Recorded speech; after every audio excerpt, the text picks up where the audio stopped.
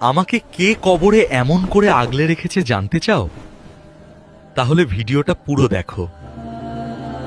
সূরা মুলক পাঠকারী ব্যক্তি মারা যাওয়ার পর যখন তাকে কবরে দাফন করা হয় এবং তার আত্মীয় স্বজন তাকে রেখে চলে যায়, তারপর মুনকির নাকিরের প্রশ্নে ব্যর্থ হওয়ার পর কবরের আযাবের ফেরেশতারা তাকে শাস্তি দেওয়ার জন্য এগিয়ে আসে।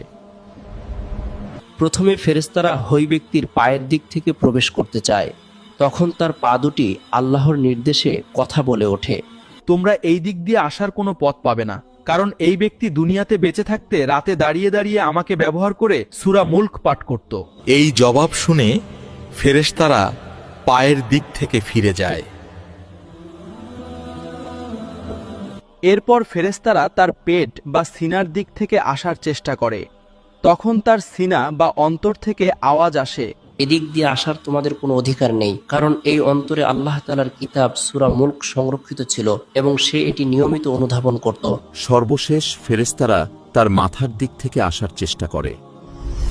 তখন তার জবান বা মাথা বলে ওঠে, তোমরা এখান দিয়েও প্রবেশ করতে পারবে না, কারণ এই জবান দিয়ে সে প্রতিদিন পরম মমতায় সূরা মুলক তিলাওয়াত করত।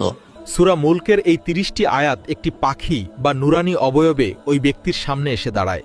সূরাটি আল্লাহর কাছে আবেদন করে বলে, হে আল্লাহ, এই ব্যক্তি আমাকে নিয়মিত পাঠ করত। যদি সে আপনার শাস্তিযোগ্য হয় তবে আমাকে আপনার কিতাব থেকে মুছে দিন। আর যদি আমি আপনার কিতাবের অংশ হই তবে তাকে কবরের আযাব থেকে মুক্তি দিন। তখন আল্লাহ তাআলা সূরার সুপারিশ কবুল করেন এবং সূরাটি কবরের মধ্যে ওই ব্যক্তির জন্য একটি বিছানা ও আলো হয়ে যায়, যতক্ষণ না কিয়ামত কায়েম হয়।